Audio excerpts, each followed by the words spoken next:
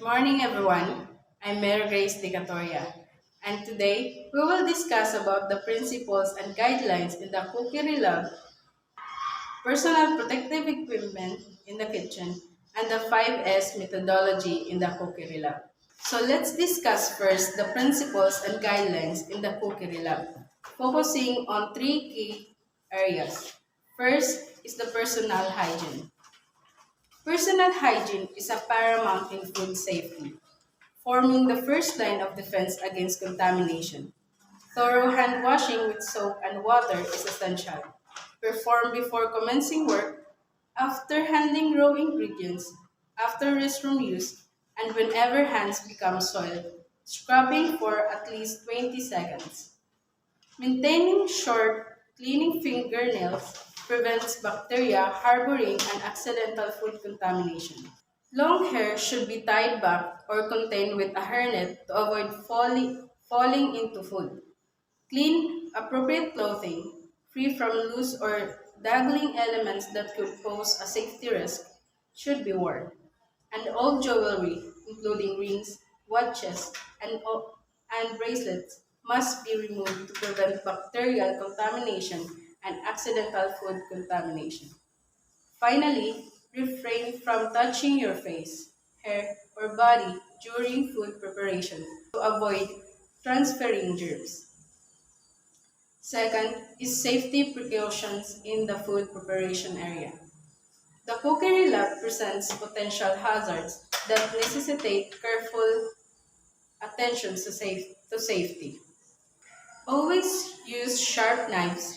Dull knives are more dangerous. Cutting away from oneself and utilizing a cutting board, store knives securely when not in use. Before operating any equipment, familiarize yourself with its proper use. Following instructions meticulously and refraining from using malfunctioning equipment. Report any issues promptly. Exercise caution around not hot surfaces like stove tops and ovens. Employing pot holders and even mitts. Immediately clean up spills to prevent slips and falls. Locate and familiarize yourself with the fire extinguisher and their operation. Report any fire hazard without delay. Finally, know the location of the first aid kit and basic first aid procedures. And third, guidelines in handling food. Safe food handling is critical in preventing foodborne illnesses. Maintain proper temperature during food storage and cooking to inhibit bacterial growth. Cook food to its required internal temperature and promptly refrigerate perishable items. Prevent cross contamination by using separate cutting boards and utensils for raw and cooked foods. Thoroughly washing and sanitizing all items between uses. Proper food storage prevents spoilage and contamination. Utilize the first in, first out method. And finally, adhere to specified food safety guidelines to various food types, including proper throwing and handling techniques for poultry and seafoods. And now, let's discuss the personal protective equipment or PPE in the kitchen. Personal protective equipment is essential in the kitchen to ensure the safety of staff and maintain hygiene standards. PPE helps minimize risk associated with sharp knives, excessive heat, and potential contamination. So first, we have oven gloves. Oven gloves are a crucial piece of PPE designed to protect the hands from burns caused by hot objects. The materials used in kitchenware are often good conductors of heat, making it difficult to handle hot plates, pots, and pans with bare hands. Oven gloves are thermally insulated to prevent heat transfer, safeguarding the hands from burns and blisters. They are functionally similar to pot holders but are designed to be worn over the entire hand for better protection. Second is apron. Apron protect your clothes from getting dirty or stained while cooking.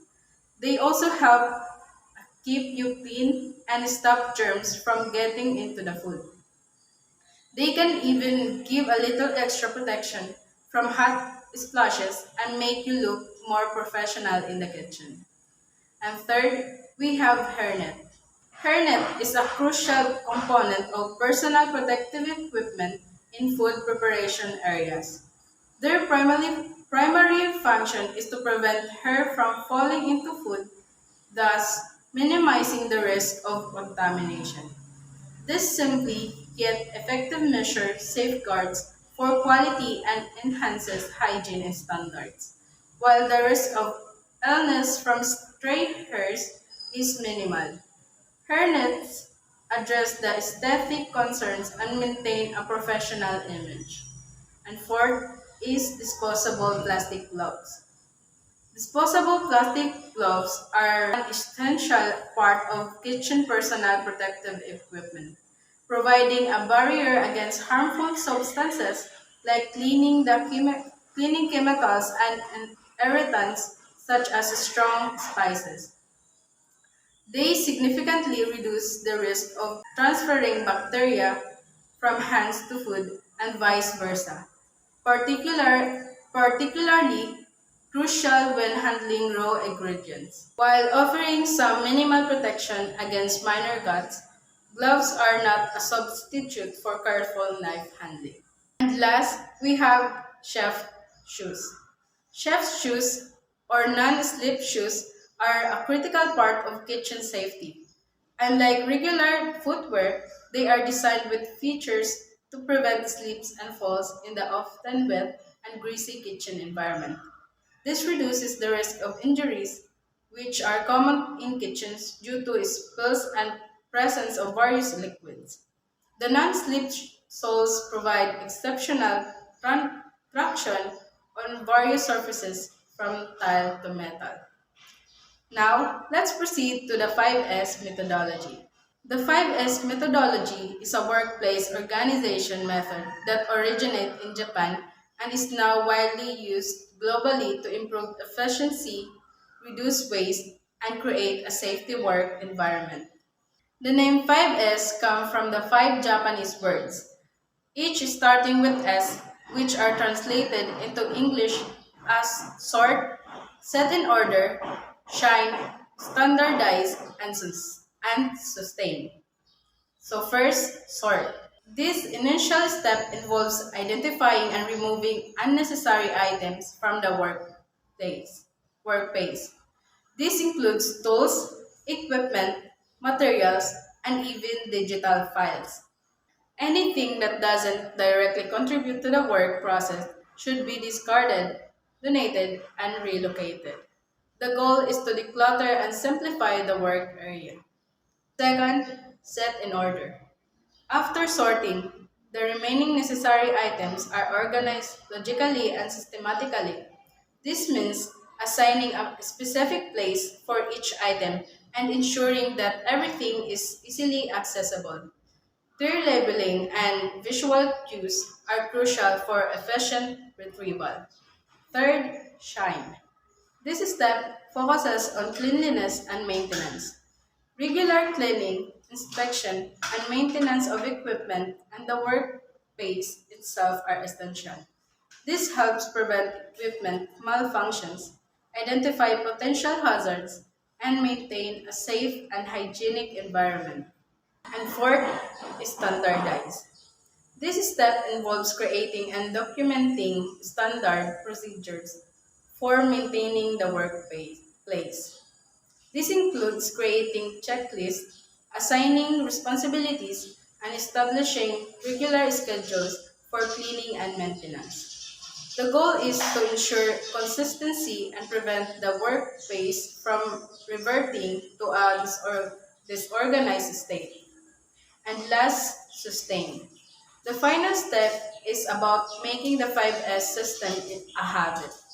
This requires continuous improvement, regular audits, and employee training to ensure that the principles of 5S are consistently followed.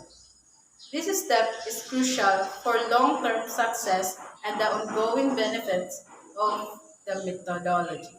By implementing the 5S methodology, organization can significantly improve efficiently, reduce waste, enhance safety, and boost overall productivity. It's a simple yet powerful tool for creating a more organized and effective work environment. And that's all. Thank you.